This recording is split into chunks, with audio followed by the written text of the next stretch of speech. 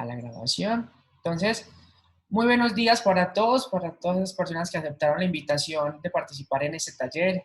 Este es un espacio de 3 encuentros donde buscamos incentivar a los investigadores a conocer y acceder a información tecnológica contenida en esos documentos de patentes y reconocer su importancia en los procesos de toma de decisiones de sus proyectos de investigación. En esta primera sesión pues vamos a tener una introducción, unas generalidades, y en las próximas sesiones vamos a realizar talleres prácticos en la búsqueda de información tecnológica. Este taller es organizado por la División de Innovación de la Universidad de Antioquia, el CATI, una estrategia de la Superintendencia de Industria y Comercio, y la Fundación Universidad de Antioquia.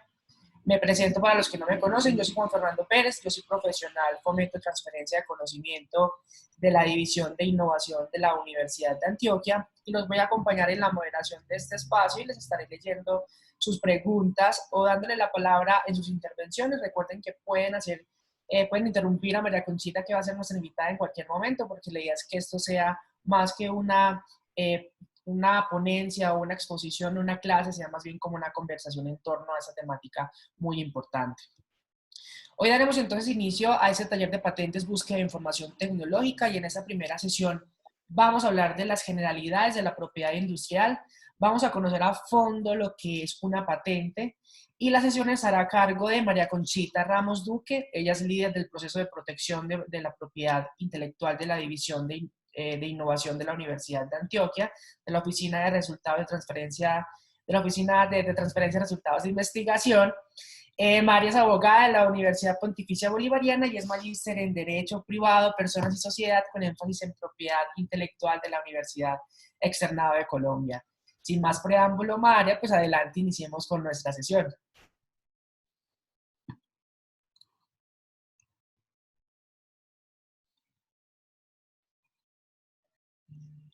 Bueno, buenos días para todos. Casi no logro desbloquear el micrófono.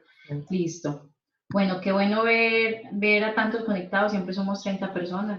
Se logró una buena afluencia de profes al espacio. Bueno, como Juan Fernando les contó, ese va a ser entonces el taller de patentes. La idea es que lo hagamos muy conversado, o sea, no, en cualquier momento me pueden interrumpir si tienen dudas, si tienen ideas, si tienen un desarrollo que creen que puede estar cercano a lo que estamos contando. En cualquier momento lo pueden hacer y con mucho gusto damos respuesta pues, a su inquietud.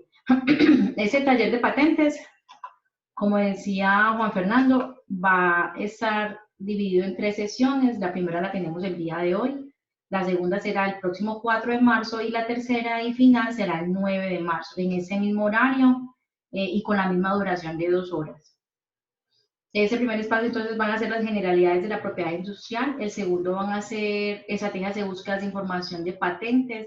Va a ser un espacio muy corto teórico y ya un segundo espacio práctico en las 2 sesiones siguientes, una parte teórica muy cortica y luego parte práctica de la búsqueda como tal.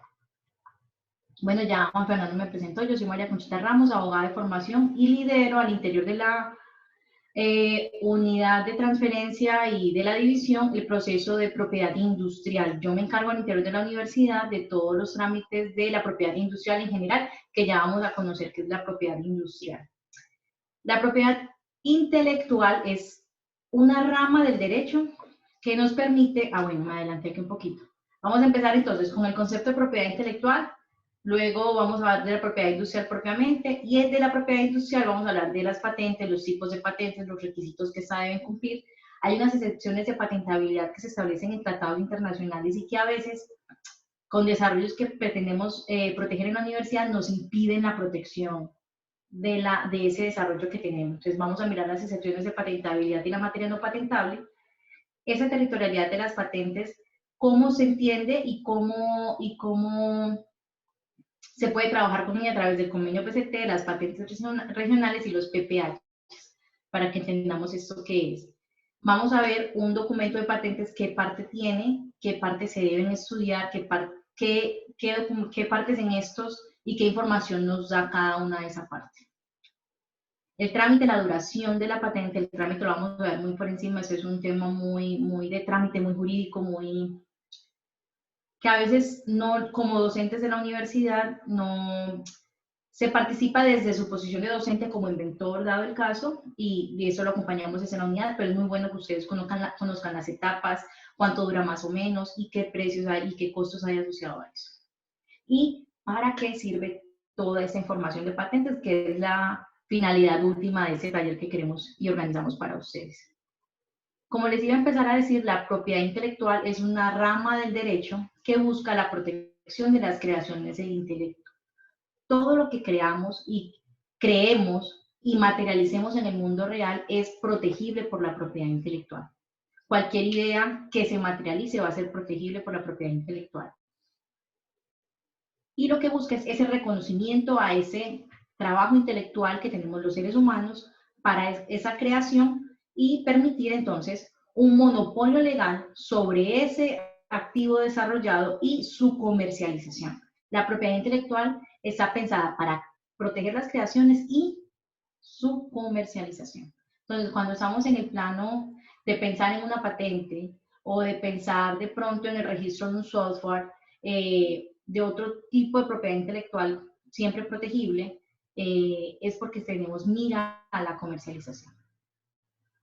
Es el ideal de la propiedad intelectual y digamos que es su fin último, crear ese derecho de exclusivo para que la persona creadora, el autor, el inventor de ese activo intangible pueda oponerse al uso de esa propiedad intelectual por parte de un tercero que es no autorizado. Entonces, yo tengo una creación, tengo una idea, la materialicé en el mundo real, tengo la idea de hacer un equipo que me permita la descontaminación de agua.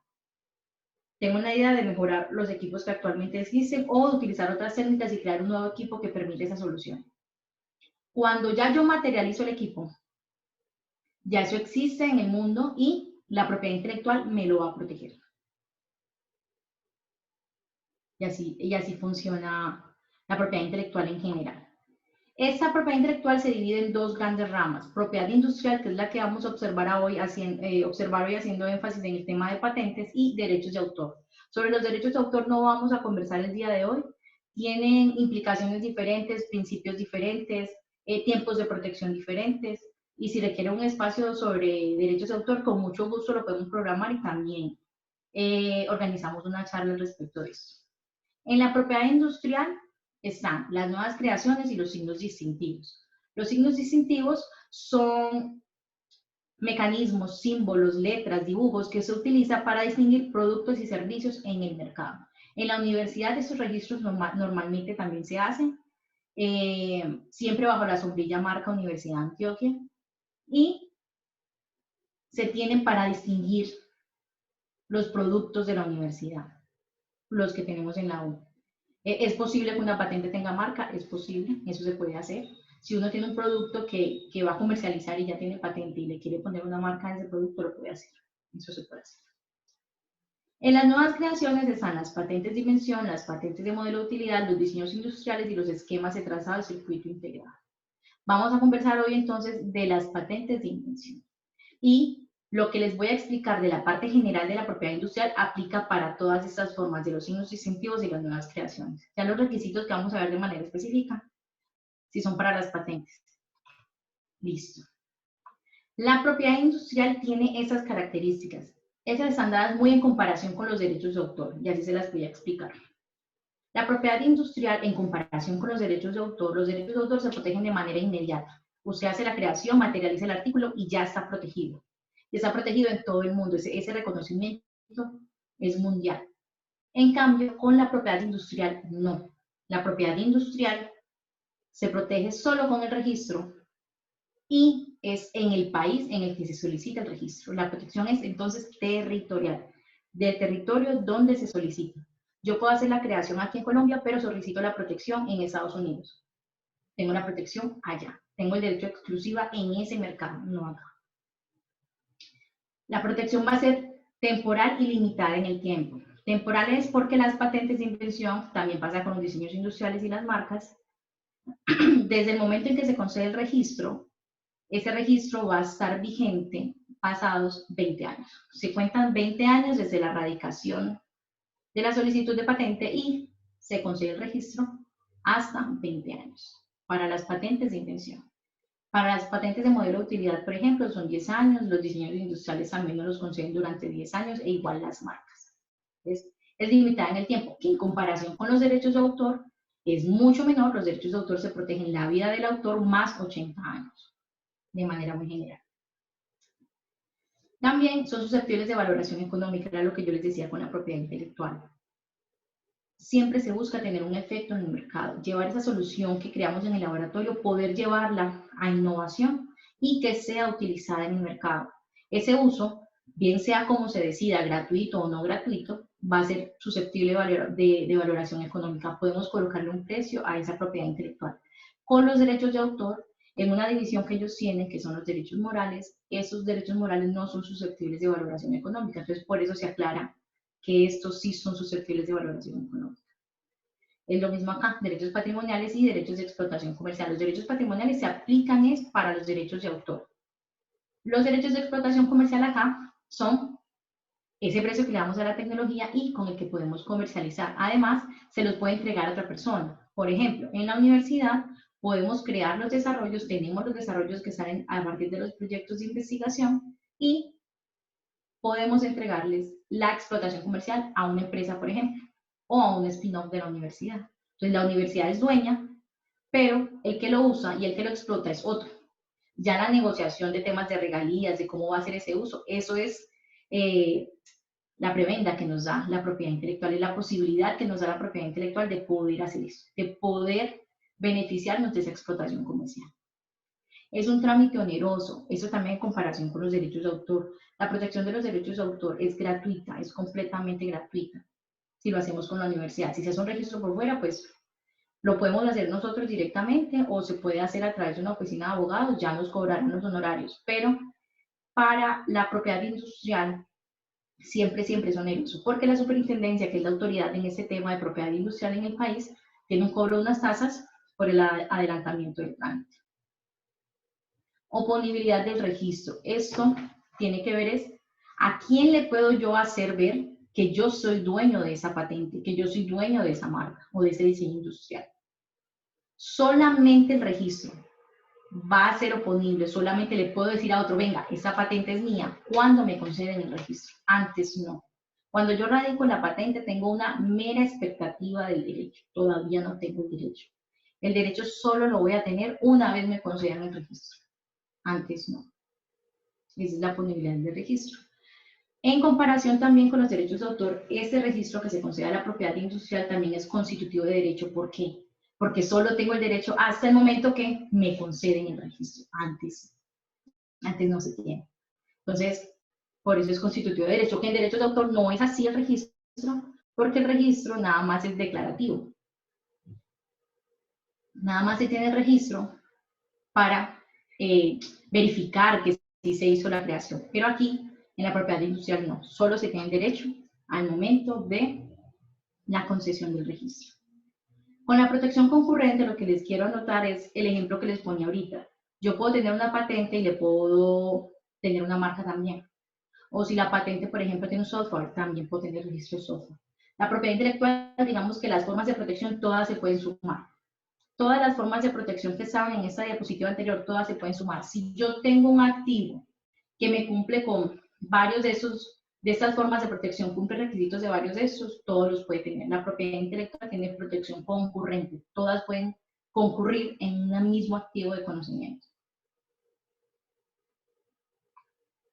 ¿Qué son las patentes? Las patentes son un contrato que uno tiene con el Estado. Yo le digo, Estado, venga, yo me inventé un desarrollo y yo quiero tener el monopolio sobre eso. Y el Estado hace un proceso de evaluación y le permite a uno o no tener ese derecho sobre la patente, sobre ese desarrollo. Entonces, ¿qué es lo que busca proteger ese contrato? Es una solución técnica a un problema técnico. Hay un problema que existe y yo lo estoy solucionando a través de ese desarrollo. Esa solución es lo que se va a proteger a través de la patente de invención. Existen entonces dos tipos de patentes: patentes de invención y patentes de modelo de utilidad. Las patentes de invención van a ser de productos o procedimientos. Por ejemplo, un software no es protegible por patente, en principio. no se va a poder proteger por patente. Solamente hablamos de productos y procedimientos. Y en las patentes de modelo de utilidad hablamos de patentes de producto, porque con las de modelo de utilidad yo no debo cumplir los 3 requisitos, solamente debo cumplir el de novedad, que ya se los voy a explicar para que me entiendan por qué. Un modelo de utilidad es una nueva forma de algo que ya existe en el mercado, de algo que ya existe en el estado del arte. Eso que ya existe, le hice una mejora para mejorar su eficiencia, para que fuera más pequeño, para que fuera más grande. Esa mejora es lo que me van a proteger por patente de modelo de utilidad.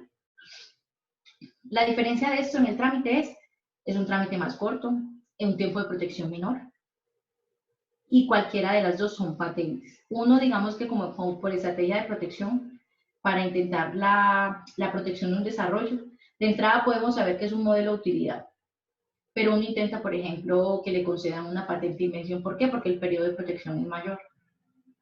Entonces se intenta y durante el trámite le puede decir a uno a la superintendencia, no, lo que usted no quiere es patente de invención, baje eso a patente de modelo de utilidad y se baja, o sea, no tiene ningún inconveniente.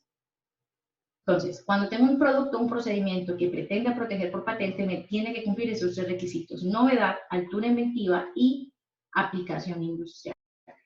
La novedad tiene que ver con que el desarrollo sea nuevo, diferente a lo que existe en el estado del arte.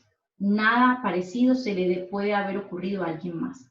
Esa solución técnica a ese problema técnico que yo estoy ofreciendo no existe en el estado del arte. Entonces, la novedad puede ser afectada por cualquier otra publicación anterior, inclusive publicaciones del mismo inventor de la patente.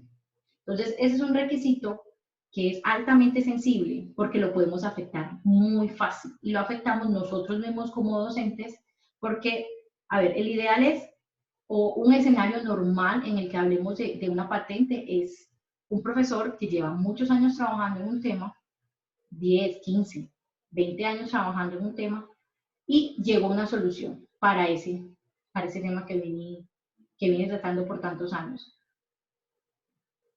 Y es normal que durante todo ese tiempo un docente investigador haya hecho publicaciones, haya dirigido trabajos de grados asociados a ese tema que a él le gusta y que viene tratando. Entonces, es muy probable que la novedad esté afectada, que la novedad se haya descrito o alguna parte del desarrollo esté explicada en uno de esos artículos que salió anteriormente o esté explicada en una tesis anterior. Juanfer, hay una pregunta. No, María, hasta el momento no. Bueno. Sí, tenemos una pregunta. Sí. De una novedad. De novedad. Habría que ver una patente, pero se me ocurre, profe. María. ¿Usted qué área es, profe? Señor. No, que hablaste lo del tema del software, que no es patentable, pero yo creo que es bueno mencionar que el método que se desarrolla a través del software sí puede ser patentable. O sea, el software Profe es el David, resultado de un método. ¿Usted por qué me quiere enredar con ese tema? Profe David. O sea, un software como tal no es patentable. Un software como tal, o sea, si yo voy, para aclarar el tema del software, un software como tal no es patentable. Si yo voy a la Superintendencia de Industria y Comercio y le digo, yo traje este software y le llevo el código fuente, la Superintendencia me va a decir no. Inclusive adelantándome en la presentación, profe, para que lo tenga en cuenta, hay una excepción a la patentabilidad. O sea, los software no son protegibles por patente. Entonces, si yo llevo con el software directamente, la Super me va a decir no. Usted tiene un software, eso es protegible por derechos de autor, no me afirma el software. Lo que sí es cierto es lo que afirma el profe. Digamos que hay 2 escenarios para lograr la protección de un software. Entonces, uno es la estrategia del profe, que estaba indicando el profe, que es la metodología que se aplica a través del software, porque volvemos a esto. Yo puedo proteger por patente un procedimiento, ¿cierto? Entonces, si yo tengo un procedimiento, una metodología que aplico a través del software, digamos que ahí, discúlpeme la expresión, encuentro la bomba al palo y cumplo los requisitos de patentabilidad y podría proteger esa metodología asociada al software. esa metodología asociada al software. Profe Nora, ya leo su ejemplo y le doy la respuesta. Esa metodología que está en el software sí la pudiera proteger, si cumple requisitos de patentabilidad, vuelve y juega. O sea, ella puede ser una metodología protegible, viéndola, o sea, transformando la visión de software a metodología, sí la pudiera proteger, pero igual me tiene que cumplir esos 3 requisitos. Igual los tiene que cumplir, ¿cierto? Entonces, ahí sí. Y el otro escenario es las invenciones implementadas por computador. Entonces, yo tengo un hardware al que yo le asocio el uso del software. Entonces, yo lo que hago es, en la redacción, sí hay que diferenciar el papel del software. Lo que yo hago en la redacción de la patente es incluir el software, incluir la metodología del software, pero también tengo un hardware asociado, que es el que realmente voy a buscar reivindicar como patente. Entonces, el software no va a ser lo más fuerte en la patente, va a estar incluido, puede que en la realidad sea lo más importante del desarrollo, pero no lo afirmo ante la superintendencia como la invención. Entonces, digamos que hay esos 2 escenarios en temas de patente de software. Entonces, ¿está bien así, profe David?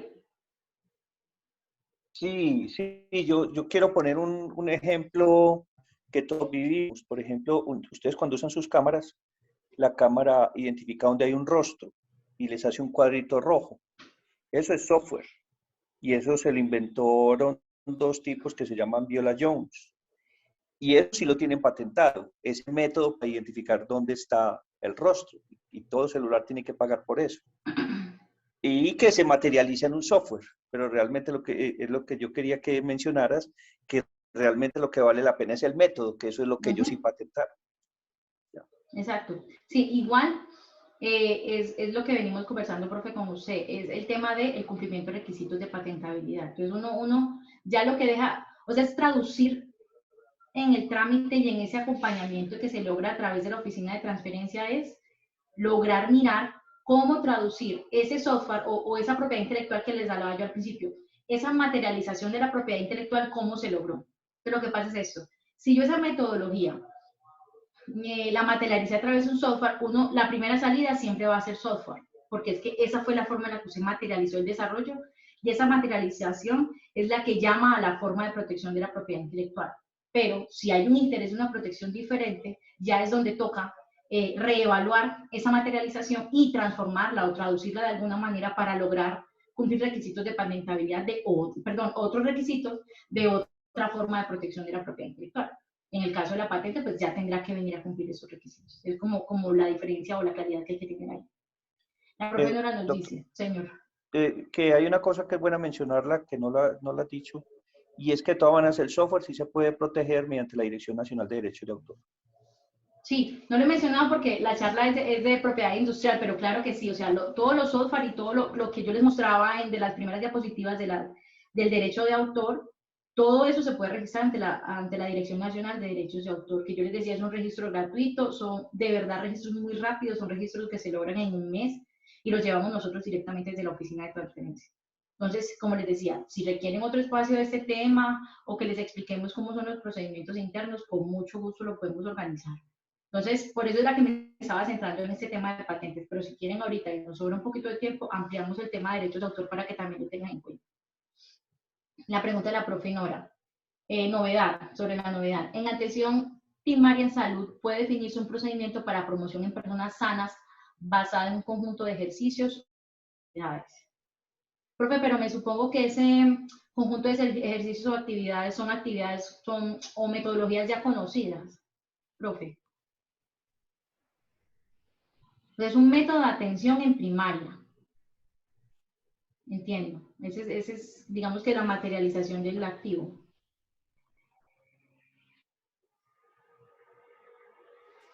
Profe, siempre están hablando. Y no sé si de pronto, como tiene un signo de interrogación, es una pregunta o como para identificar si es una forma, si se puede patentar esto, o es más bien como un ejemplo al criterio de novedad. No sabemos. No sé si la profesora puede activar su micrófono o mientras Sí, tanto... es un ejemplo. Ok. Es un ejemplo. Okay. Porque María Conchita estaba diciendo que pueden ser procedimientos, ¿cierto? Entonces, Sí. un procedimiento no tiene que ser un procedimiento que se hace, por ejemplo, con requisitos para en ingeniería de software o cuando se está haciendo algún sistema. Entonces, se puede, por ejemplo, como novedad, el procedimiento para usted, por ejemplo, agilizar el mejoramiento. ¿O qué otros ejemplos, profe, podría usted darnos? Porque cuando se mete Sí, lo de software, yo creo que es más delicado. Yo creo que la universidad tiene muchas cosas, por ejemplo, en economía, en filosofía, en ciencias sociales, que son procedimientos sociales que tienen que ver con población. En cambio, hay otros que corresponden a ciencias básicas. Y la gente siempre yo creo sí. que entiende la patentabilidad más desde las ciencias básicas. Sí, o sea, la patentabilidad incluso por la estadística de las patentes de la universidad, o sea, me refiero a las áreas en que más tenemos patentes, se van a ciencias, ingeniería, inclusive la facultad que más tiene es la facultad de ciencias exactas. ¿Ves? En las áreas sociales no, como que no se llega a este, o sea, no se ha evaluado ese tipo de forma de protección. Y creo que tiene que ver mucho con el tercer requisito que está aquí en pantalla, que es el de aplicación industrial. Si bien en lo que establece la norma es aplicación industrial, lo que pasa es que usted me decía, profe, se puede entender la patente en temas, en procedimientos, ¿cierto? Metodologías. Pero cuando se traduce ese tercer requisito de aplicación industrial, se piensa y se lleva más a temas de máquinas, temas de equipos, temas de maquinaria. No se piensa en áreas sociales. La propiedad intelectual en principio lo piensa así, pero hoy en día sí se habla de patentes que, o sea, lo que pasa es que ese requisito de novedad, y ahí es donde se junta con el de aplicación industrial, tiene que ver con la utilidad del desarrollo. Ese desarrollo que yo busco que sea novedoso, que sea nuevo, que sea útil, esa utilidad se mira en un nivel industrial, que sea replicable en la industria, ¿cierto? Y es ahí donde empieza la discusión, que eso está en la doctrina muy estudiado y es un tema de estos servicios se puede entender como una aplicación industrial. Ese servicio de educación, ese servicio de salud o esa metodología que yo aplico allá se pudiera entender como una aplicación industrial. Entonces, esa utilidad, inclusive con el TLC que firmamos con Estados Unidos, se amplió el concepto de aplicación industrial que tenemos en la comunidad andina y en Colombia, y sí se le incluyó el tema de utilidad.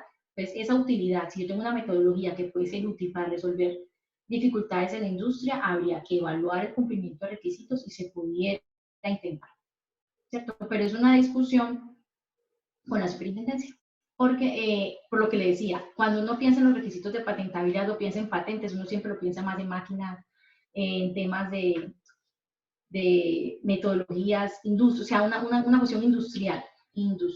Es por eso que se hace requisito ahí, con ese tema. Espero haberle dado respuesta propia. Bueno, el segundo requisito que tenemos es el nivel inventivo. El nivel inventivo en las patentes es el nivel inventivo es que la solución que estamos dando sea una solución no obvia, sea una solución que no pudiera ser una solución con una secuencia de pensamiento lógica para alguien versado en la materia. O sea, yo voy al laboratorio y si yo mezclo este componente o con esta solución, me va a dar siempre el resultado. O sea, no va a cambiar el resultado.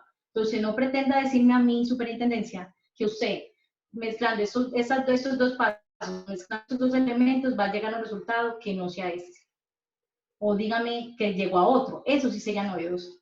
Pero si usted llega al mismo resultado, que alguien con los mismos estudios que usted, con de pronto la misma experiencia, llegó a ese mismo resultado, eso no va a ser con nivel inventivo, va a ser una solución obvia para el versado en la materia. Entonces, esta combinación de esos tres requisitos son los que nos permiten evaluar ante la superintendencia una patente de invención. Durante el trámite, eso es posible defenderlo ante la superintendencia. Yo ahorita más adelante les explico esto. Pero uno llega a la super, les afirma que tiene un desarrollo que cumple esos tres requisitos, la superintendencia lo evalúa y le dice a uno, ¿se cumple o no se cumple? Y si no se cumple, le permite a uno defenderse. Entonces, es una afirmación que se hace la super Y con lo que queremos con el taller, que es hacer las búsquedas, que ustedes aprendan a hacer las búsquedas de patentabilidad, va uno más tranquilo sobre el cumplimiento de esos requisitos.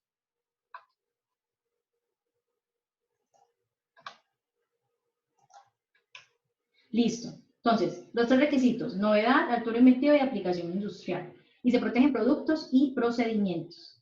Pero la decisión 486, que es una decisión de la Comunidad Andina, nos regula y nos trae unas excepciones específicas a la patentabilidad. La divide en 2, en lo que no se considera invención y lo que no constituye materia patentable.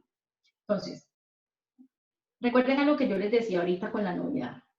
La novedad es algo que no existe, es una solución técnica que a nadie más se le ha ocurrido, ¿cierto? Entonces, lo que pasa ahí es que hay un aporte intelectual, o sea, hay un esfuerzo de la persona para llegar a esa solución. Eso en propiedad intelectual uno lo llama aporte intelectual. ¿Qué pasa con los descubrimientos? Si yo me doy cuenta que algo que ya existe, algo que está en el estado del arte, se puede aplicar diferente y me genera unos resultados diferentes, ¿yo estoy haciendo aporte intelectual? Esa es la pregunta. Porque a veces nos llegan casos con un profe, no, María Conchita, lo que pasa es que nosotros estábamos haciendo otra cosa. Estábamos evaluando la actividad de esta célula o de esa molécula para mirar si esto podía detectar mercurio. Pero nos dimos cuenta, porque normalmente se usa para eso, queríamos ver si lo hacía más rápido. Pero nos dimos cuenta que no solo detecta mercurio, sino que detecta, no sé, aluminio. Ya.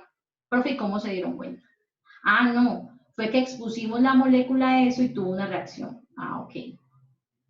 Ese activo, esa molécula, ya tenía esa característica. Ellos no se la crearon, ellos no se la mejoraron, ellos no se la potenciaron, ellos descubrieron que eso estaba así. La marihuana, los efectos medicinales de la marihuana.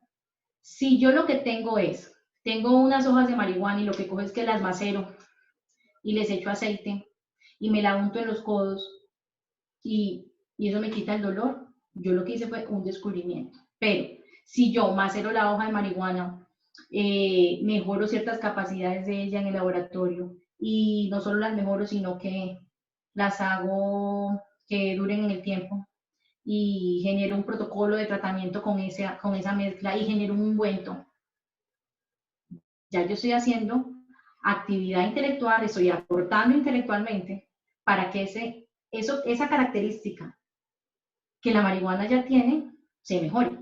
Entonces, esa mejora que yo le hago o esa adecuación o esa transformación del activo de la marihuana en un activo intangible, porque ya no es la marihuana sola macerada y con aceite de oliva, sino que cojo y la hago de otra manera o la utilizo como un ingrediente para generar otro activo, aprovechándome de sus capacidades, va más allá del descubrimiento. Va más allá porque ya genero un activo diferente y va más allá de darme cuenta que algo o que ese activo o que ese algo que existe en la naturaleza o que existe ya en el estado del arte tiene ciertas características. Entonces los descubrimientos no son protegibles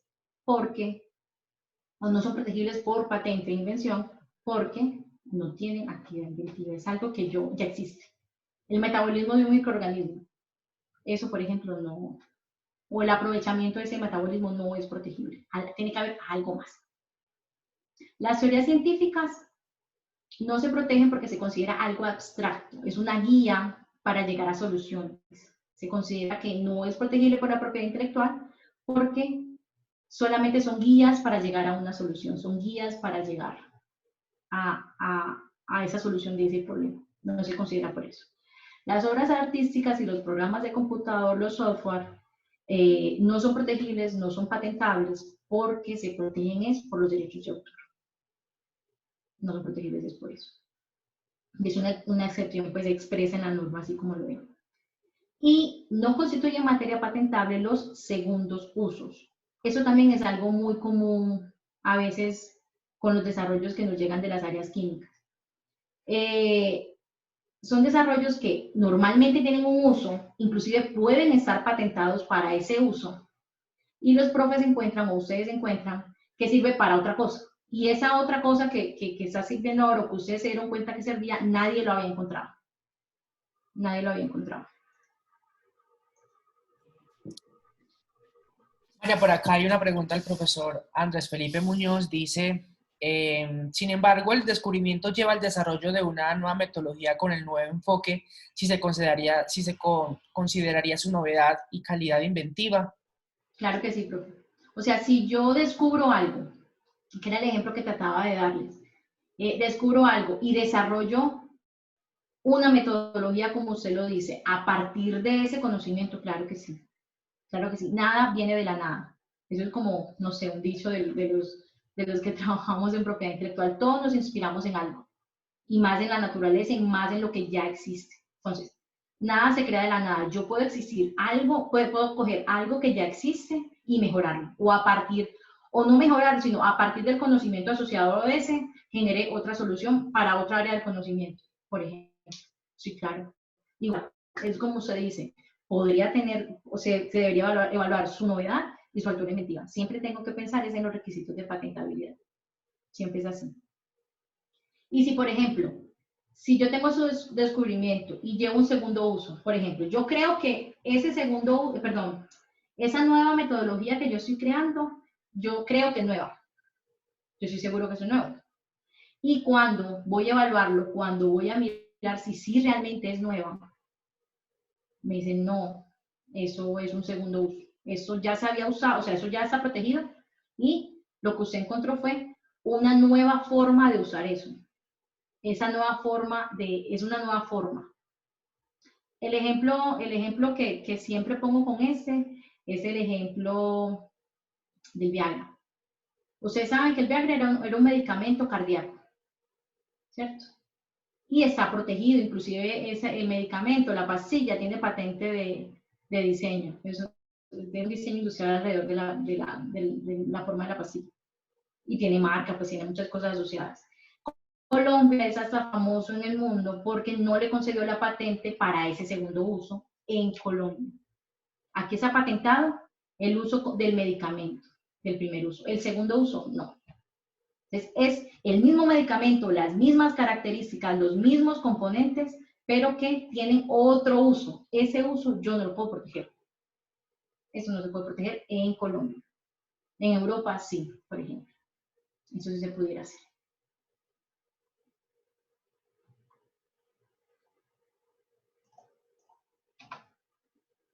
Entonces, ¿qué tenemos? Las patentes, cumpliendo nuestros 3 requisitos, son protegibles en Colombia. En Colombia. Ya saben, las patentes son territoriales. Es el territorio donde yo solicite la protección. Pero existen tratados internacionales como este que les estoy presentando, el Tratado de Cooperación en materia de patentes, que nos permiten la protección internacional de las patentes. Esos son, en la actualidad, son más o menos 153 países los que firmaron ese tratado y lo que nos permiten es ampliar la protección de la patente. Una pregunta.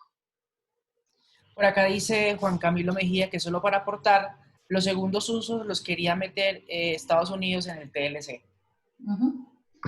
¿Qué es lo que, bueno, no sé si pasó en el caso, realmente no estoy segura, pero me imagino que pudo haber pasado, es que nosotros hacemos parte de la comunidad andina. Entonces, lo que nos regula a nosotros en materia de propiedad intelectual es todo lo que se diga en el tribunal andino. Entonces, si nosotros hubiéramos aceptado esto, hubiéramos incumplido o ir en contra de lo que ya tenemos aprobado en el tratado de la CAN. Entonces, nos implicaba un cambio normativo completo, que es lo que se hace pues, con los tratados internacionales. Pero aquí iríamos en contra de una negociación de un acuerdo regional. Entonces, es probable que eso hubiera sido por eso. Listo, entonces, con el PCT, que es un tratado internacional, más de 150, creo que son 153, les decía, firmaron este tratado y es lo que nos permite la protección internacional de las patentes. No es el único, también existe el Tratado de París, pero este es específicamente para patentes. ¿Qué es lo que nos permite entonces? Las patentes de invención tienen en su trámite lo siguiente. Pero hay otra pregunta. Sí, por acá dice, y con la Organización Internacional del Comercio debe existir tratados. Sí, claro, también hay tratados, pero en materia de propiedad intelectual se regulan, digamos que separados del derecho comercial. O sea, yo les decía al principio, la propiedad intelectual es una rama del derecho. El derecho comercial es otra. O sea, sí son regulaciones que se complementan, pero los tratados internacionales en materia de comercio son unos y en materia de propiedad intelectual son otros. Entonces, sí se deben complementar, hay principios que se aplican casi que en todos los tratados, pero son diferentes, pero sí, claro que lo sé. Listo. Entonces, PCT. Yo con una patente normal, yo la radico. Entonces, ustedes llegan a la oficina, María Conchita, yo creo que tengo una patente, empezamos a evaluar la patente, miramos si se cumplen los requisitos de patentabilidad, nos vamos al comité de propiedad intelectual y se aprueba la radicación de la patente. Hacemos la búsqueda, hacemos la redacción, se radica la patente. Se radicó el 2 de marzo del 2021. Se radicó hoy. ¿Qué es lo que va a pasar? Pasados 12 meses de esa radicación hoy, o sea, el 2 de marzo del 2022, podemos entrar en PCT, que es lo que ustedes ven aquí. Presentación de la solicitud en un país, mes 0. Y presentación de la solicitud de PCT es a los 12 meses. Todos estos tienen costos asociados, que ahorita se los voy a explicar todo ese tema. Las fases de ese trámite de la patente internacional es el de hacer el informe de la búsqueda internacional. Hay una presentación de una solicitud de examen preliminar internacional. Eso es opcional y casi nunca se paga. La recomendación es no hacer esta presentación de la solicitud porque, ¿qué es lo que pasa? Eso acrecenta costos, o sea, van a crecer los costos, va a ser más costoso el trámite y finalmente toca volver a hacer eso en las fases nacionales que ustedes ven aquí. En todas estas fases nacionales toca volver a hacer esa misma defensa. Entonces, como por no ser necesario, esto no se aplica.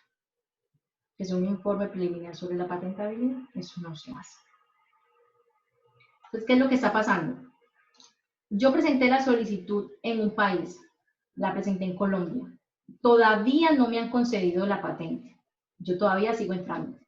Un trámite, y aunque ustedes no lo crean, en Colombia somos de los países más rápidos en el mundo para evaluación de patentes y concesión de patentes. Y nos demoramos 3 años. En jurisdicciones como Brasil, el trámite de patentes se demora 7 años. 7 años. Y son situaciones financieras muy diferentes, me explico. Aquí en Colombia nos demoramos 3 años y no pagamos mantenimiento de la patente, que ahorita les explico qué es eso, sino hasta el momento que nos las conceden. En Brasil, aparte de pagar todas las etapas del trámite, hay que pagar el mantenimiento de la patente. O sea, todavía no me han concedido la patente, ya yo estoy pagando. Y puede pasar que al año 7 me digan, no le concedo la patente. Listo. Esto puede pasar. ¿Qué es lo que estoy diciéndoles yo aquí? Yo todavía no tengo la patente concedida y me puedo ir a evaluar en otras jurisdicciones si esa patente sí me la conceden allá o no. Lo interesante de este tratado es, yo les decía, una patente dura 20 años. Esos 20 años de la patente, ya les dije, me demoro 3 años en el trámite, ¿cierto? Esos 20 años me los cuentan es desde esta fecha 0. Desde la fecha 0 es en la que a mí me cuentan los 20 años. Es desde aquí. Me cuentan los 20 años, es desde acá. No desde que me conceden la patente, sino desde aquí. Entonces, cuando yo hago la radicación del PCT, vean que yo apenas estoy entrando a los otros países 30 meses después desde la presentación de la patente. Cuando a mí me la conceden acá, que me la van a conceder 7 años después, 4 años después, 6 años después, dependiendo del país a donde nos vayamos, la protección me la van a conceder es desde esa fecha. ¿Por qué es interesante eso? ¿Por qué hace interesante el PCT? Esa situación. Porque ¿qué es lo que pasa? Ustedes llegan y me dicen, María Conchita, en el proyecto en el que yo voy a sacar el dinero para la patente o en el que comprometí la patente, yo tengo que hacer una publicación. Y como lo que hice en el proyecto fue la patente, pues el artículo también es de la patente o es de información asociada a la patente. Yo les decía ahorita, los artículos me pueden afectar la novedad. Yo quiero decir, profe, no podemos atrasar la publicación del artículo, es que el artículo nos afectaría la patente. ¿Qué hacemos? ¿qué hacemos? Ay, se me ha olvidado un gran detalle de contarles. Toda la información que tenemos asociada a la patente para poder cumplir ese requisito de novedad tiene que ser confidencial, tiene que ser información que no se haya publicado. Entonces, esa información es toda confidencial, toda, hasta el momento de la radicación. Una vez se radique la solicitud de patente, eso se puede publicar y se puede contar la información asociada a la patente. Pero, ¿qué es lo que puede pasar y qué era lo que les iba a contar con eso? Por acá la profesora Nora levantó la mano, María. Adelante, profe. Sí, profe. María Conchita, pero puede tener registro, porque tú dices que es confidencial la información, pero decías ahora que debían existir como unas antecedencias, pero como unas antecedencias sobre el desarrollo, ¿cierto? Si es una innovación. Entonces, puede existir pero registro como profe. Registro como los registros que estamos tratando de hacer, las cosas que estamos sacando en la facultad. ¿Puede existir un registro en la universidad o tiene que ser totalmente nuevo para que pueda hacerse la patente? Que no se haya informado, que no... Ok, eso es lo que le iba como a preguntar y aclarar. O sea, si la información que no está, que le estoy diciendo yo que sea confidencial, está un informe, que ese informe no está publicado en ninguna parte, solamente se le entregó, no sé, a la vicerrectoría o de pronto a MinCiencias, no hay ningún problema en principio, si la información está en un informe. Pero si, por ejemplo, en el proyecto estuvimos con una empresa, con un hospital, o sea, con alguien más, y le entregamos esa información, y ellos la publican, o ellos radican la patente, que también puede pasar, afectaría la novedad. Entonces, si ya hay publicaciones, hay que evaluar esas publicaciones, hay que evaluar qué tanto esas publicaciones cuentan del desarrollo. El ideal, el escenario ideal para nosotros tener todas las opciones es que no haya publicado nada. Cuando digo publicación, hablo de artículo. Si usted con registro se refiere de pronto a que se hayan presentado informes, una ponencia, un póster, si hay ese tipo de registros, es posible que se haya afectado la novedad. Ahí habría que evaluar, profe. Habría que evaluar el caso. Si son solo informes, yo diría que no se afectaría la novedad. Sí, porque ese informe, si se usó para el fin que era informar solamente en el marco del proyecto, en principio no se afectaría. Habría que revisar. María, y yo te hago una pregunta para complementar ahí. Y si yo hago esas publicaciones posterior a obtener el registro de pronto en la superintendencia, ¿sí me afecta la novedad también? Perdón, me distraje leyendo la pregunta, perdón. Sí, no te preocupes. Que, por ejemplo, yo hago publicaciones, artículos o lo que sea, pero lo hago posterior a recibir el registro, digamos como, no sé, alguna certificación en la superintendencia. Sí, la patente. La patente, pero antes de que me otorguen la patente, sino que yo llevo primero el registro a la super, ¿eso me afecta la novedad en ese caso?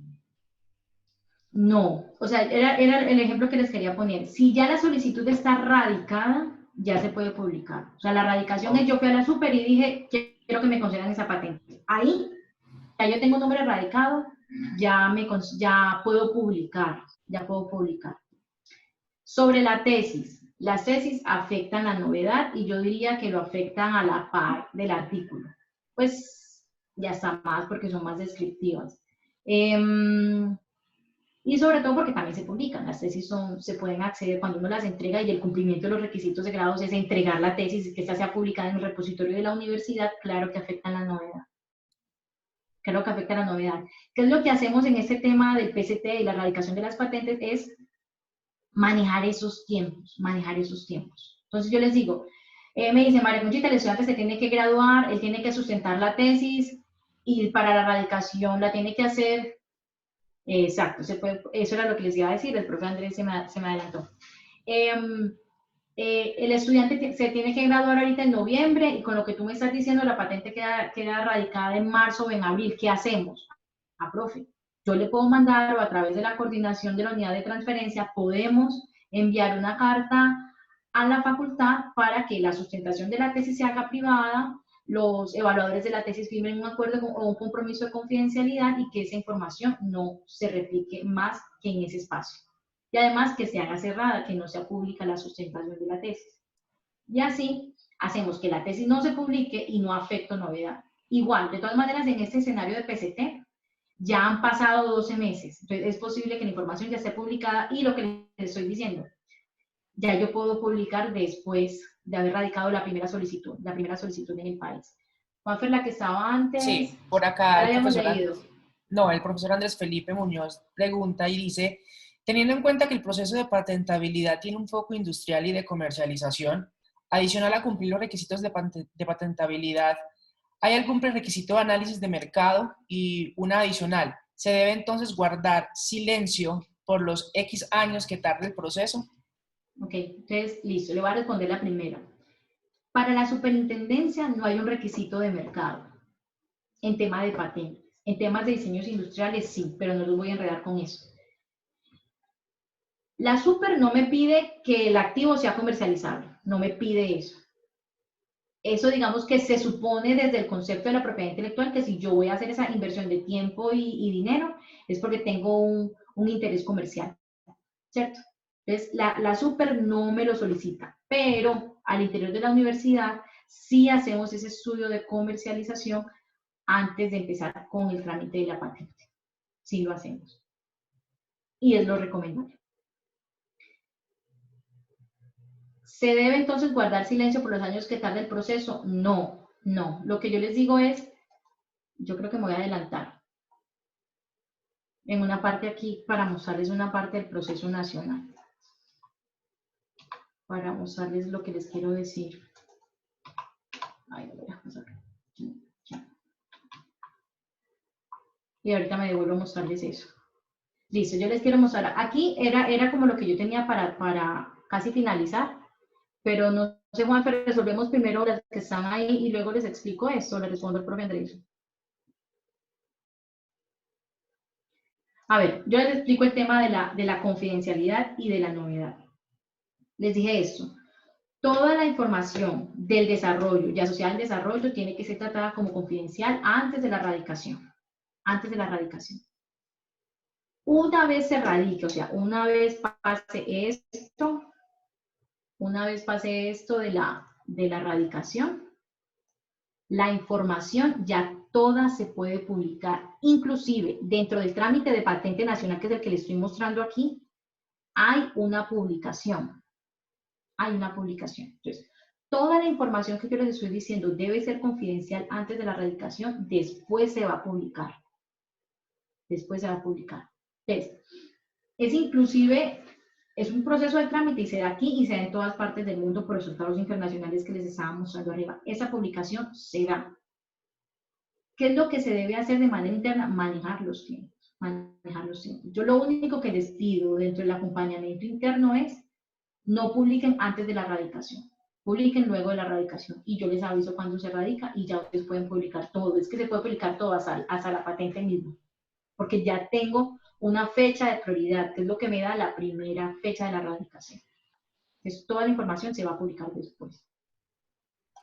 Por acá dice Claudia Patricia Serna que a ella le parece que el cumplimiento de compromisos para la financiación de los proyectos de investigación dificulta el proceso de patentes, pues generalmente deben publicarse resultados en revistas indexadas. Y entonces, ¿cómo se garantiza el cuidado de la novedad?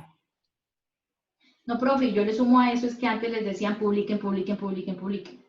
Antes no les decían que patentaran, antes les decían tienen que publicar, los profes tienen que publicar y publiquen y publiquen.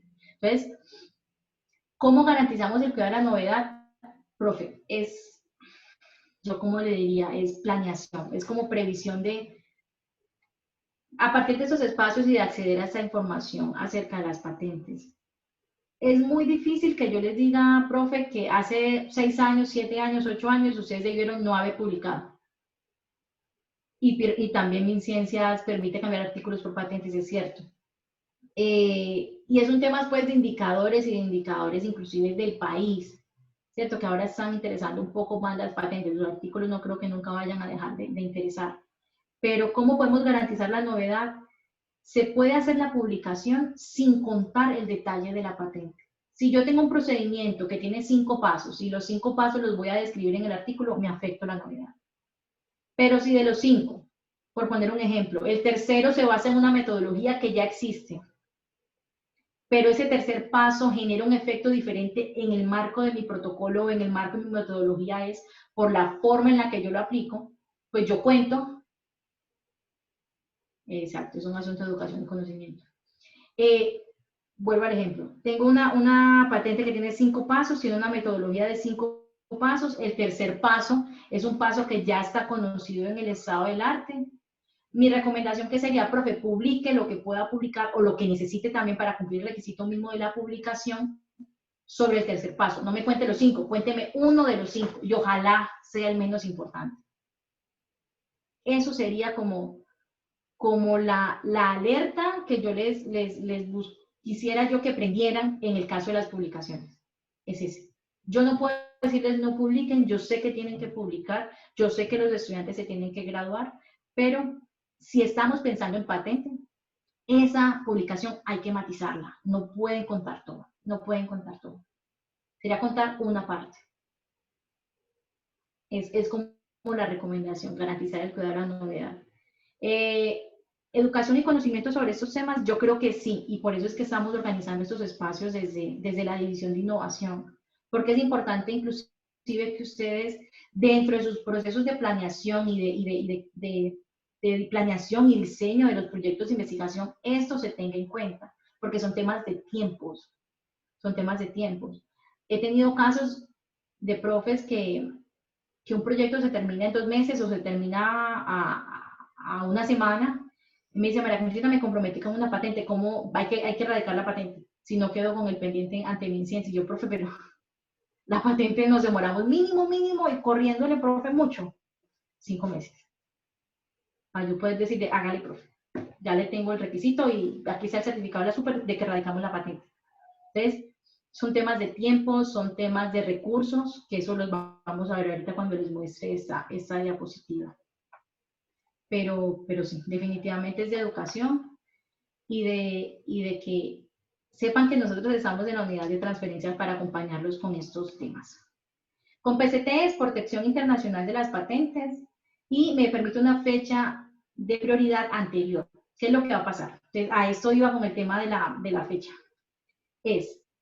Si durante estos 30 meses, desde PCT hasta que yo radico patente en fase nacional, cuando ya entro a los otros países diferentes a Colombia, alguien empieza a fabricar mi producto o empieza a aplicar mi procedimiento y yo me doy cuenta, una vez me concedan la patente, es decir, yo estoy diciendo es eso, todavía no me han concedido la patente, estamos en el mes 31 y entré en Estados Unidos.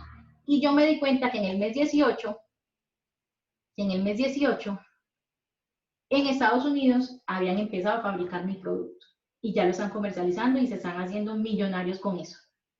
Una vez me concedan la patente en Estados Unidos, que se demora 4 o 5 años desde la radicación, en Estados Unidos, es decir, a partir del mes 30, otros 4 o 5 años. Y me conceden la patente y este señor siguió fabricando el producto desde el mes 18 del PCT, o sea, ya tiene que 5 años o 6 años fabricando el producto.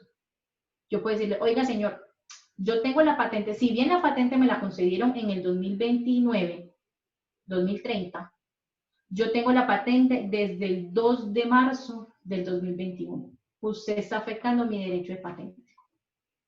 Eso es lo interesante del PCT, que me permite guardar la primera fecha y me protege durante todo ese tiempo, aunque me la concedan 7 años después, 8 años después. Eso es lo interesante del PCT y eso es lo que les voy a contar de ese pedazo. Listo. Hay otra estrategia internacional que es las patentes regionales. El ejemplo más fácil para esto son las patentes que se radican en la Oficina Europea de Patentes. Yo tengo la patente nacional en Colombia, me voy en PCT y pasados los 30 meses voy a Europa.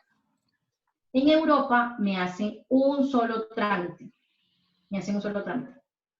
Por acá Juan Camilo Mejía pregunta, ¿quién hace la vigilancia para ver si están usando mi invención? En la universidad lo hace normalmente la oficina de abogados con las que nos apoyamos para esos trámites. Lo hacen ellos normalmente y ellos nos notifican de lo que está pasando y ya se han presentado casos. Por acá dice Andrés Felipe Sí, otra vez, Cuando, cuando uno hace búsquedas de patentes aparecen tanto las que ya son radicadas como las que están en proceso. Sí, sí, aparecen todas, profe. En esta etapa, cuando yo les digo, ahorita está más adelante, cuando se publica en el trámite normal de la patente, que sea la publicación, se publica todo el documento de la patente. O sea, el capítulo descriptivo, el reivindicatorio, los dibujos, todo se publica. Y esa publicación es accesible a todo el mundo. Inclusive porque la publicación se hace para que terceros se opongan al registro que uno está intentando hacer. Entonces, sí se hace y sí se puede acceder a todo. Ya con Juan Fernando y con Sebastián y Carolina vamos a aprender cómo leer los documentos de la patente, o sea, qué números debo ver. Hay unos códigos que se llaman los kind codes y los códigos que tienen las patentes arriba que nos dicen si esa patente está publicada solamente, si está concedida, si apenas cerrada, o sea, nos dice toda la etapa del trámite. Son unos códigos que ellos manejan arriba.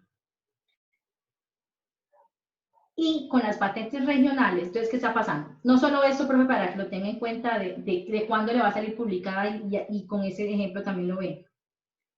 Dependiendo del código que está arriba, usted se va a dar cuenta si es una solicitud internacional. Si es una solicitud internacional, está aquí, está en PCT. Si es una, por ejemplo, B, si no estoy mal, es una solicitud nacional la que usted está viendo. Entonces, dependiendo del código, le va a decir si está en fase nacional, si es la solicitud prioritaria, si es una solicitud internacional, ahí le va a salir. Entonces, todas esas etapas que yo le estoy mostrando, usted las puede leer en el documento de patente, en un código que está arriba. Con estas patentes regionales, el ejemplo es Europa. En Europa yo hago un solo trámite, me hacen una sola publicación, se hace un solo examen y cuando me conceden la patente europea, yo elijo a qué países que hacen parte de ese convenio de patentes europeas me puedo ir. Son casi todos los países de la Unión Europea. Aquí les muestro cuáles son las solicitudes de patentes regionales que uno puede tener. Entonces les digo es esto. Empezamos en Colombia, nos fuimos en PCT y nos fuimos para la ARIPO, nos fuimos para la Organización Regional Africana y quisimos radicar allá. Allá me hacen un solo trámite y cuando termine el trámite yo me puedo ir para varios países. Lo mismo en Europa. Es así. Entonces, así funciona con todas estas. Que es lo mismo, me guardan la fecha de prioridad de la primera solicitud en Colombia o donde hagamos la primera solicitud. Esas son las patentes regionales. Hay otra situación que eso lo tenemos más o menos del 2016, si no me equivoco, y es el PPH, que es el Procedimiento Acelerado de Patentes. Esto es otro tratado internacional y son acuerdos entre oficinas de patentes, es decir, eso es un acuerdo que existe entre la Superintendencia y la USPTO, que es la Oficina de Patentes de Estados Unidos, u otras oficinas. El caso de la tesis. Pregunta la profe Ana María. En caso de la tesis, ¿se puede presentar la tesis sin afectar la patente cuando se presenta como información confidencial? Por ejemplo, una formulación donde no se mencionan los principios activos, sí. ¿Se puede presentar sin afectar la novedad? Así, se puede hacer. Si la presenta y no me está contando los principios activos del desarrollo, claro, la pueden publicar, no hay ningún problema. Sí, sí se puede hacer. Entonces, el procedimiento acelerado de patentes. Este procedimiento lo que busca es, o sea, son acuerdos que se tienen entre las oficinas de patentes. La superintendencia tiene firmado este acuerdo de PPH con la USPTO, la oficina japonesa, la coreana, la española, y también está la Alianza Pacífico, también tenemos PPH con ellos. Eso lo que hace es, yo radiqué, ¿cierto? En Colombia, les dije, me demoró 3 años en que me concedan la patente aquí. Y me voy para Estados Unidos, que se demoran 5. Pero yo en Estados Unidos, no sé qué, apenas voy a ir en el mes 30, o sea, puede que yo ni siquiera haya entrado todavía a Estados Unidos y ya en Colombia hay una decisión. Yo lo que puedo hacer con el PPH es, oiga, Estados Unidos, yo quiero ir para allá, oiga, USPTO, yo voy para allá y vea que Colombia ya me concedió. Entonces, hagan un examen más rápido porque ya en Colombia me concedieron. Entonces, ¿qué es lo que está dando eso? Es como un voto de confianza entre las oficinas de patentes y dicen, venga, si la super hizo un buen examen y ellos ya concedieron, venga, yo reviso más rápido porque ya tiene un aval previo. Pues eso es lo que hace el PPH. Eso es lo que hacemos con eso y acortamos tiempo. Ya no estamos hablando de 7, 8 años, sino que van a ser 3, 4 años lo que se demore la super. Y eso tiene un costo adicional utilizar ese beneficio. Sí, no me sé la tasa, pero sí. Listo. Eso en el trámite. Ya en las partes del documento de patente, en el documento se tiene un resumen, una descripción, reivindicaciones y los dibujos. El resumen es un resumen, como se describe ahí, es un resumen. La descripción sí tiene un papel muy importante en la patente. La descripción tiene inclusive un requisito que es el requisito de suficiencia. Uno tiene que describir de manera amplia, clara y suficiente el desarrollo ahí. Se tiene que describir. Y no solo eso, lo que yo ahí describa va a ser el campo en el que tienen que entrar las reivindicaciones. Es decir, si yo tengo las reivindicaciones, que es la tercera parte de la patente, y una reivindicación no cabe dentro de la materia que yo describo en el capítulo descriptivo, esa reivindicación me la sacan de la patente, no me la conceden. Entonces se puede dar, por ejemplo, eso no se los expliqué, pero por ejemplo, si ustedes me dicen, María Conchita, que tenemos un caso así, vamos a entrar en PCT, o sea, llevamos 12 meses desde que radicamos la solicitud con las 15 reivindicaciones. Y me dice, profe María Conchita, es que yo seguí trabajando en el desarrollo y eso puede pasar, y es lo normal, seguí trabajando en el desarrollo y ya tenemos nueva materia para patentar, o sea, mejoramos el desarrollo. Y eso no quedó metido en la patente. ¿Lo podemos meter? Sí, sí se puede meter en PCT. Es decir, ustedes en el mes 16 me dice María Conchita, tengo 5 reivindicaciones más. ¿Eso se puede? Sí se puede. ¿Qué es lo que va a pasar? A mí la oficina de abogados me va a decir, María Conchita, pero eso no cabe en el capítulo descriptivo. Lo que el profe está trayendo es materia nueva. Eso no se puede. Entonces, el capítulo descriptivo, si bien tiene que ser suficiente, tiene que ser amplio, muy amplio. O sea, muy amplio sin salirse de los límites mismos del desarrollo. O sea, hay que explicar en rangos amplios, porcentajes que superen el porcentaje en el que nos funciona la formulación, límites un poquito más amplios de los que trabaja la invención. Y eso lo ponemos en el capítulo descriptivo. ¿Qué son las reivindicaciones? Las reivindicaciones sí son el desarrollo descrito ahí con todo detalle. Lo que tenemos en el capítulo descriptivo siempre va a ser la forma ideal en la que funciona el desarrollo. Ahí damos ejemplos, funciona mejor de esta manera, pero también funciona de esta otra manera. Eso en el capítulo descriptivo. En las reivindicaciones describimos el desarrollo, estas son las que se enumeran y son las que me dan el alcance del derecho. Y ellas son las que me dicen hasta dónde va el derecho. Cuando a mí me conceden una patente, me conceden lo descrito en las reivindicaciones. Ese es el límite del derecho. Esas son las reivindicaciones. No hay límite de reivindicaciones. Eso tampoco si tiene muchas reivindicaciones o tiene poquitas, no me indica que una patente sea buena o mala o mejor. Pero cuando hacemos una búsqueda de patentabilidad, son las reivindicaciones con las que me debo comparar. Porque como son ellas las que me dan el alcance del derecho, son ellas las que cumplieron el requisito de novedad, altura inventiva y aplicación industrial. Entonces, digamos que en un escaneo, en una etapa temprana de una búsqueda, en un escaneo, nosotros podemos mirar capítulos descriptivos, inclusive los nombres nos pueden guiar, los nombres de las patentes nos pueden guiar en una búsqueda, pero los nombres no me están diciendo nada del desarrollo específico, pero puede ser un primer filtro. Yo estoy haciendo una búsqueda sobre determinado tema o las palabras claves de mi búsqueda son determinadas palabras y esas palabras salen en el título. Entonces yo puedo empezar a revisar por títulos y descartar las que se salen. Y luego irme a ver capítulos descriptivos y empiezo a ver capítulos descriptivos. Y de los que más estén cercanos a mi desarrollo, ya empiezo a leer las reivindicaciones. Y digo, bueno, es el mío, sí tiene los mismos pasos que mi procedimiento, pero el mío no se aplica así, el mío se aplica diferente. Es ahí donde yo realmente sé dónde me diferencio de esa invención o no, en las reivindicaciones. Y son las que se deberían revisar en un tema de búsqueda. Esas son las que se deberían tener en cuenta. Los dibujos son de soporte a la invención y son descriptivos del desarrollo. Son los que tenemos ahí para soporte. Ahora sí, el proceso de protección.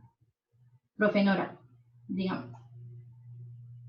María Conchita, sí, gracias, permiso. ¿Me puedes volver a la diapositiva anterior? Si tú nos dices que resumen, descripción, reivindicaciones, dibujos, palabras claves, si uno va a hacer la búsqueda en un software, entonces estos serían algunos de los principios para poder buscarlo, o nos estás inicialmente dando la parte como administrativa y normativa para la generación de una patente. O también puede ser parte para la búsqueda. Sí, sí puede ser parte para la búsqueda, es decir, le estoy mostrando algo descriptivo y conceptual de un documento de patentes, pero en las bases de datos a ustedes les dan la opción de dónde busca esa palabra clave. Y la recomendación siempre es hacerla por título, descripción y reivindicaciones. Y son las opciones que les salen para hacer la búsqueda. Entonces, si bien eso es la explicación. ¿Repites título qué?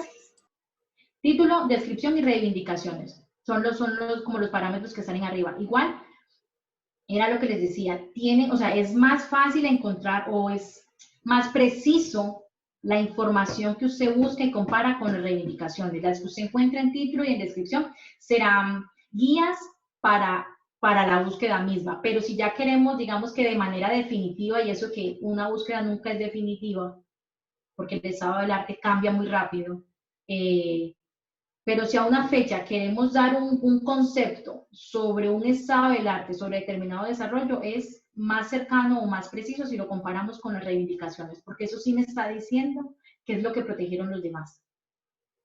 Y si mi desarrollo se parece o no a esas reivindicaciones que ya existen.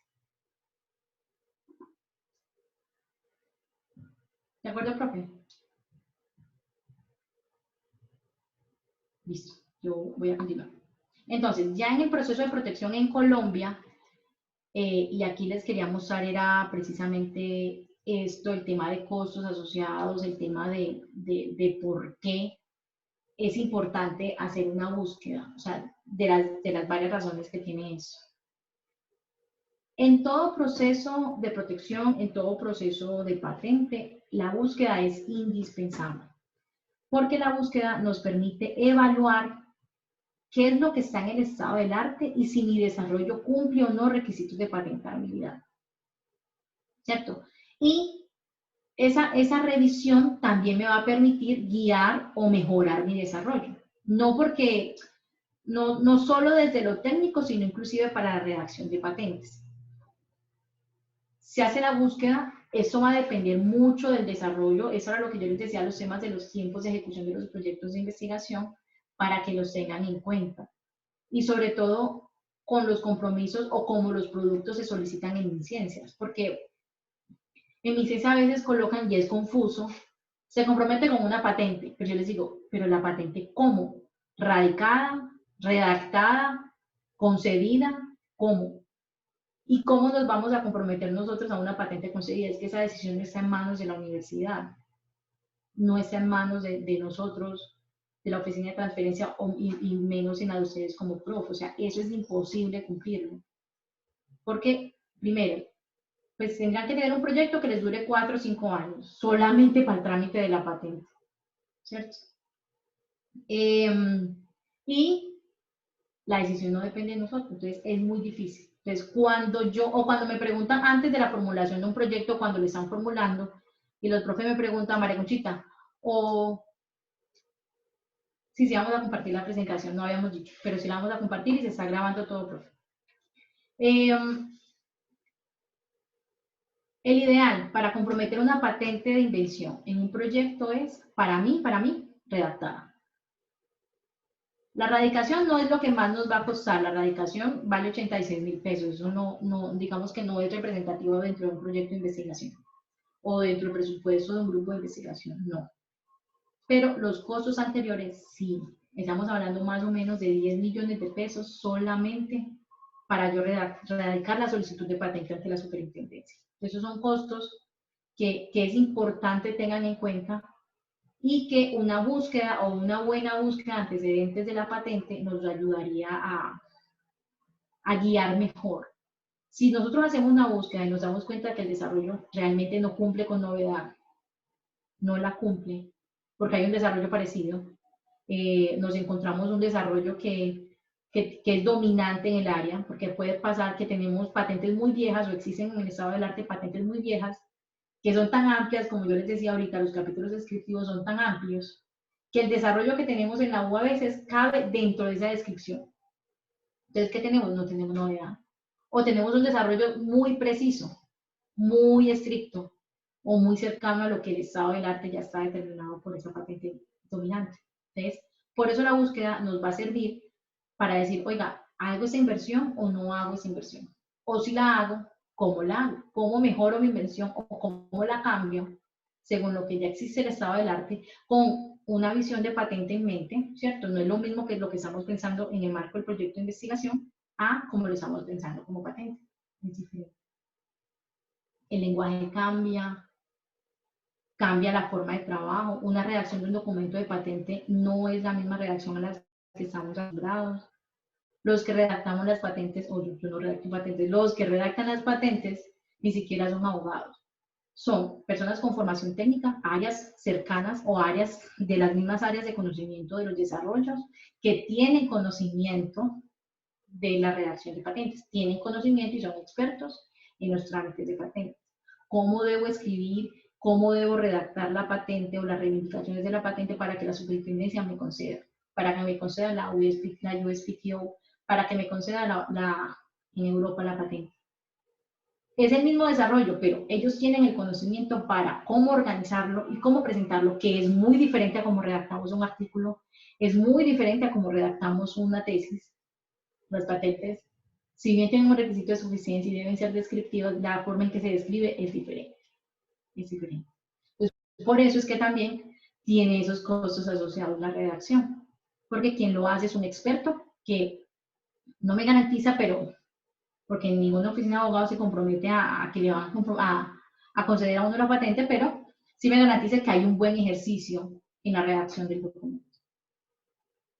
Esos son los costos previos, por eso la búsqueda es interesante y una búsqueda previa que podamos hacer al interior de la universidad nos permite hacer más eficientes esas inversiones.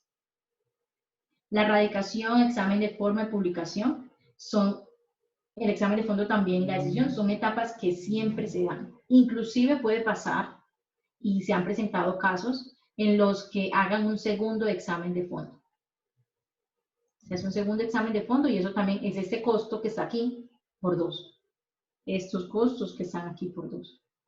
Porque hay que defenderse de la patente. Esa es la etapa que yo les decía en las que nos podemos defender. ¿Qué está pasando aquí? Yo hice la búsqueda, me di cuenta que mi desarrollo puede cumplir requisitos de patentabilidad, se decide redactar la solicitud de patente, se redacta, se radica ante la superintendencia. Este examen de forma es un examen en el que me dicen les faltó una copia de un documento, les faltó una firma, faltó algo, es de forma. Luego se da la publicación, aquí es donde yo les decía, toda esa información que hay en esas etapas es confidencial. En esa etapa va a ser publicada. Por acá pregunta Sandra Duque, que si el PGT hace la búsqueda y redacción y a quiénes se le pagan esos costos. Ok. Nosotros en la división de innovación, en la unidad de transferencia, hacemos una búsqueda, un escaneo preliminar a la búsqueda de antecedentes. Entonces, con la búsqueda, porque lo hacemos, digamos que en 2 escenarios, o tenemos una doble revisión. La primera búsqueda la hacemos preliminar para ver también temas de mercado, que era lo que yo les decía, y la hacemos para mirar qué tantas publicaciones se han del tema, si hay patentes parecidas y qué diferencias se ven con esas patentes. Esa es la primera que hacemos, muy preliminar. Y esa no tiene costos, esa la hacemos nosotros mismos. Esa búsqueda que tiene costos aquí es una búsqueda que hace la oficina de abogados con la que trabaja la universidad. Esa oficina de abogados sí hace la búsqueda muy parecida a la de nosotros, pero ellos ya miran los documentos de patente con toda la intención de redacción. Entonces dicen, no, es que la patente de esta persona está redactada de esta manera, la de nosotros debe estar redactada de otra. O esta patente incluye mucho del estado del arte, la de nosotros está muy cercana al estado del arte. Ya nos dan un diagnóstico específico, pero con la redacción ya en mente. Nosotros, como no redactamos la solicitud de patente como oficina de transferencia, no la hacemos así. No somos expertos en redacción de patentes. En cambio, las oficinas de abogados, la oficina de abogados con la que trabajamos, que es Cabellier, ellos hacen esa búsqueda y también hacen la redacción de la solicitud de patente. Todos estos costos que yo les estoy mostrando aquí son costos que desde el Fondo de Innovación de la Universidad, un fondo que existe hace más de 15 años, es un fondo de ventanilla abierta, se pueden cofinanciar en una proporción de 75-25. 75% de estos costos se financian por el Fondo de Innovación y 25% los grupos de investigación que hagan parte pues, del desarrollo o tengan interés en la patente. Eso en la práctica son más o menos 4 millones de pesos. Porque además de financiar todo ese trámite, o sea, todo ese trámite que yo les estoy mostrando aquí en pantalla es cofinanciado por el Fondo de Innovación. Pero además, ¿qué es lo que pasa después de que nos conceden la patente? Una vez concedida la patente, el titular de la patente, la Universidad de Antioquia, tiene que pagar un mantenimiento. Entonces, la superintendencia, yo le llevo el desarrollo. Ellos me cobran por evaluarme el desarrollo. Y cuando me conceden el derecho del monopolio exclusivo, me dicen, si usted quiere mantener ese monopolio, tiene que pagarme una mensualidad o una anualidad más bien, para que yo le mantenga ese derecho. Entonces, esa anualidad, digo mensualidad para que me entiendan como un canon de arrendamiento, pero es una anualidad, yo pago un año, se paga durante los 20 años de vigencia de la patente, si quiero conservarla durante esos 20 años. El Fondo de Innovación, entonces, financia todas esas etapas y 6 años del mantenimiento. Entonces, esos 4 millones de pesos que entregan los grupos de investigación para la financiación que da el Fondo de Innovación, es un dinero que se da una vez y se gasta durante 9 años más o menos, porque pongámosle 3 años al trámite, desde la búsqueda hasta la concesión, y 6 años adicionales del mantenimiento. Entonces, ahí es donde se ve como el efecto de esos dineros. El Fondo de Innovación hace una reserva de 20 salarios mínimos. Por eso son los 4 de ustedes. Los 4 de los grupos. Listo. Eso es lo que les quería mostrar ahí.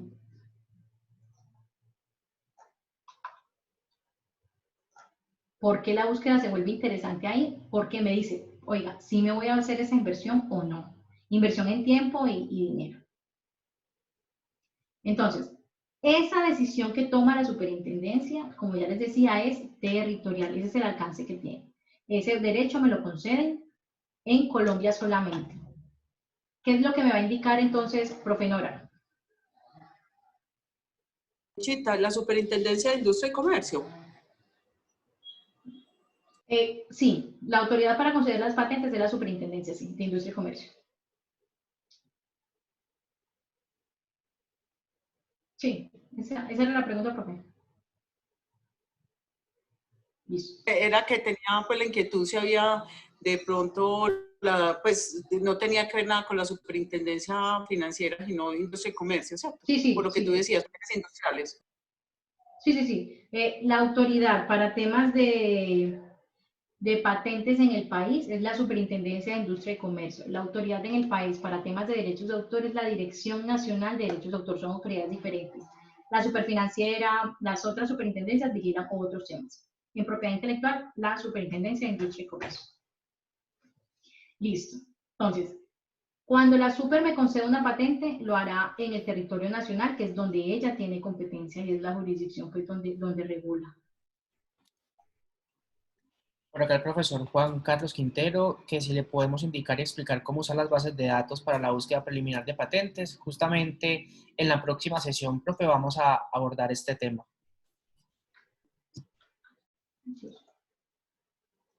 Sí, y esa es la finalidad de este taller, darles esas bases sobre el por qué y para qué de una búsqueda y cuáles son los documentos que ustedes van a estudiar. Por eso les explicamos qué es una patente, qué se hace, cómo se tramita, para que ustedes entiendan los documentos que van a encontrar. Por eso ese es el fin último pues, de este taller. Entonces, esa protección va a ser territorial. ¿Eso qué nos indica también? Que si yo me encuentro una patente concedida en Colombia y no me la encuentro concedida en Estados Unidos, si fuéramos una empresa o tuviéramos interés de comercializar y tuviéramos la capacidad de fabricar ese producto igual, pudiéramos comercializarlo en Estados Unidos, por ejemplo, porque allá no tiene patente. Eso se puede hacer. Y ese es el segundo alcance, la fabricación del producto o aplicación del procedimiento. Yo puedo fabricar y aplicar el procedimiento protegido en el territorio donde me conceden el desarrollo, donde no cualquier otra persona lo puede utilizar. Estoy hablando de uso del conocimiento asociado a esa patente. El tiempo es limitado, ya yo les dije, la patente de invención se protege durante 20 años, la patente de modelo de utilidad durante 10 años, contados desde la radicación. Y lo que les explico ahorita, esa concesión de la patente va a tener un mantenimiento o requiere un pago de un mantenimiento de una tasa anual para que ese derecho se mantenga ese derecho. Las patentes como fuente de información. Las patentes nos van a dar tres tipos de información: información técnica, jurídica y comercial. La información técnica va a estar en el capítulo descriptivo y en los dibujos de la patente. Era lo que yo les decía. A mí lo que me va a dar, y también en las reivindicaciones, me falta esa parte. ¿Qué me va a dar esa parte técnica? Me va a dar el conocimiento que realmente se está protegiendo, que el titular de esa patente quiso proteger. Va a estar ahí contenida. Esa es la información técnica. La jurídica, ¿por qué también las reivindicaciones están en la jurídica? Porque ese es el alcance del derecho. Lo que se describe en las reivindicaciones es el derecho que tiene esa persona. Entonces, hay una cuestión que en materia de patentes se llama design around. Si yo tengo una patente que tiene este estado del arte, o las reivindicaciones me describen este objeto, si yo tengo una patente que puede ser cercana, yo puedo empezar a diseñar alrededor de ella, alrededor de los límites de esas reivindicaciones. Entonces, eso es lo que yo veo en las reivindicaciones. ¿Cuál es el alcance de ese derecho y hasta dónde llega? ¿Cuál es el límite de esa patente y hasta dónde puedo llegar yo? ¿En desarrollo o puedo llegar yo en comercialización? Eso es lo que me dan ahí. Y la información comercial, pues me va a dar la información de la oficina de patentes, del país donde lo concedieron, los inventores, también van a decir quiénes son los titulares de esa patente. Si, por ejemplo, no sé, se me ocurre que un desarrollo de un grupo de investigación, sin saber, está mejorando algo que otra persona ya tiene patentada y tenemos una mejora significativa, uno, a través de una búsqueda, pudiéramos encontrar quiénes son los titulares de esta patente y ofrecerles esa mejora. Por ejemplo, esa pudiera ser una decisión que se toma a partir de esa información que se encontró. Nos dimos cuenta que tenemos esta patente, pero no logramos identificar al dueño de la patente. Entonces, eso se puede hacer a través de la información. ¿Por qué los resultados de las búsquedas son importantes? Porque ellos nos van a permitir tomar decisiones para materia de investigación. ¿Qué temas es interesante investigar? ¿Sobre qué temas se está trabajando? ¿Qué temas se están financiando? ¿Qué alcance tienen los desarrollos que se hacen a través de ese tipo de proyectos de investigación? Eso lo podemos hacer a través de una búsqueda. La protección de la propiedad intelectual, pues la búsqueda es indispensable, yo no puedo decirles nada diferente. La búsqueda nos va a dar un panorama de la protección y de la posibilidad de concesión o no de la patente. Y de la comercialización también. Esa búsqueda en principio lo hacemos desde la oficina de transferencia, pero nos hemos dado cuenta también que ya se está presentando como el compromiso por parte de ciertos profes y en ciertos proyectos de investigación de estudios de mercado en el marco de proyectos de investigación. Entonces, ya no solamente es un tema que digamos, veamos como interesante nosotros desde la oficina de transferencia con miras a lograr innovar con estos productos, sino también desde MinCiencia se está exigiendo como este tipo de documentos y de información. Esto era la información que yo les traía para el espacio de hoy. Si tienen alguna pregunta, con mucho gusto. Aquí queda mi correo de contacto. Y bueno. Muchísimas gracias, María, por esa intervención, por esos conceptos que nos das alrededor de esto. Creo que eso es un mundo adicional, un mundo aparte, que hay pueden existir muchas preguntas que se nos puedan generar a lo largo de todo este proceso. No sé si de pronto hayan, no sé, preguntas que hayan quedado, que hayan surgido en esta última etapa. Recuerden que pueden hacerlo a través del chat o pueden levantar la mano y activar su micrófono.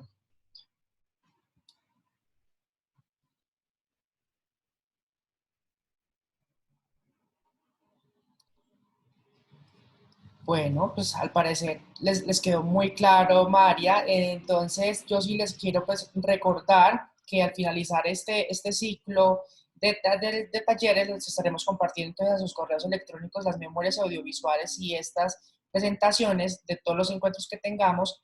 Y recuerden que no deben volver a inscribirse nuevamente, sino que ingresan por el mismo enlace del día de hoy, pero igual les estaremos compartiendo minutos antes a cada sesión el enlace para que puedan ingresar. Agradecemos entonces una vez más la participación de todos ustedes y a María Conchita, que fue nuestra profesora del día de hoy en esta temática. Recordemos entonces que este taller fue llevado a cabo por la División de Innovación de la Universidad de Antioquia, el CATI, que es una estrategia de la Superintendencia de Industria y Comercio, y la Fundación Universidad de Antioquia. Por acá la profesora Nora levantó la mano. No, profe, adelante. Sí, no, muchas gracias. Entonces, lo que estamos viendo en este momento es como la parte introductoria a lo que es esta cuestión de patente industrial, ¿cierto? Ya el próximo jueves, entonces, porque hay como mucho interés entre todos nosotros los profes en mirar el software y pues como las aplicaciones, la finalidad y el uso que ellos tienen. Entonces, muchas gracias pues por las indicaciones a todos. Con muchísimo gusto, profe. Sí, recuerden, la próxima sesión, que es el jueves, vamos a hacer una introducción al uso de las diferentes bases de datos que son gratuitas y que todos podemos acceder para hacer esa búsqueda preliminar. Y en la última sesión vamos a trabajar sobre una plataforma que se llama Katie Mind, que es una plataforma para hacer análisis de estudios de mercado en relación al tema de patentes. Entonces, estaremos pues brindándole toda la información al respecto de eso en las próximas sesiones. Nuevamente, entonces, muchísimas gracias a todos. Les deseamos un feliz resto de día y nos vemos entonces el próximo jueves 4 de marzo en el mismo horario. Muchas gracias a todos. Muchas Que estén muy gracias. bien.